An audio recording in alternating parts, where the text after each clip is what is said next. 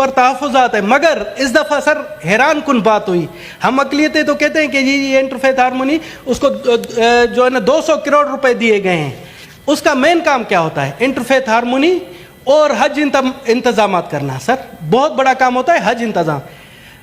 بدقسمتی سے میں اسٹینڈنگ کمیٹی ریلیجیس افیئر کا بھی ممبر ہوں.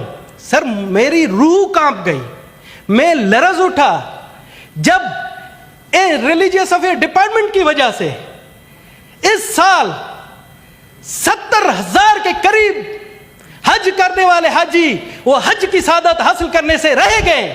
سر بحیثیت غیر مسلم بھی میرے لیے ڈوب مرنے کا مقام ہے.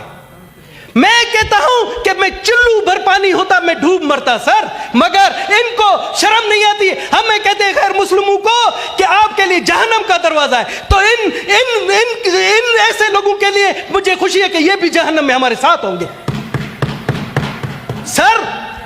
سر میں آپ کو بتاؤں, مجھے رنگے کیے بہت سے لوگوں نے, جن کے جو حج کرنا چاہ رہے, بہت سی بیوائیں عورتیں تھیں, انہوں نے کہا ہم نے اپنا زیور بیچ کر ہم نے کہا حج پر جائے. مگر ان کے اقربا پروری, متکبرانہ ضد اور ہٹ درمی کی وجہ سے 70,000 پاکستانی حج کی سعادت سے محروم ہو گئے. ان کی بددعائیں نہیں لگے گی, ان کے بچوں کی بددعائیں نہیں لگے گی سر. مگر ہم یہاں پر اس طرح سے آنکھیں چھپا کر بیٹھے ان کے, یہ میں آپ کو ابھی بھی بتاتا ہوں کہ ان کے خلاف کوئی کارروائی نہیں ہوگی. پی ایم صاحب نے کمیٹی بنا دی, وہ کمیٹی کا بھی کوئی اثر نہیں ہوگا.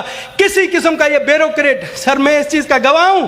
31 دسمبر کو ریلیجیس افیئر ہماری اسٹینڈنگ کمیٹی کا اجلاس ہوتا ہے. ہم جو ٹورسٹ ٹریول آفیسران ہوتے ہیں, جو ٹورسٹ ایجنسیاں ہوتی ہیں, انہیں اور گورنمنٹ کو ایک جگہ بٹھاتے ہیں, مگر دونوں طرف سے ضد بازی, اقربا پروری.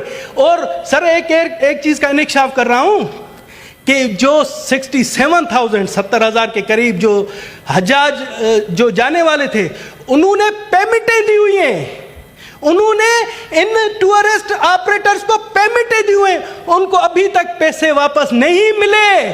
اور یہ میری پیشن گوئی یاد رکھ لیں کہ وہ اپنے پیسے واپس لینے کے لیے بھی رل جائیں گے, اور جب ان کو پیسے ملیں گے اس میں کئی کٹوتیاں ہوں گی. سر یہ اس طرح سے سر آپ اس میں سر ٹائم کیا, یہ سر اہم بات ہے.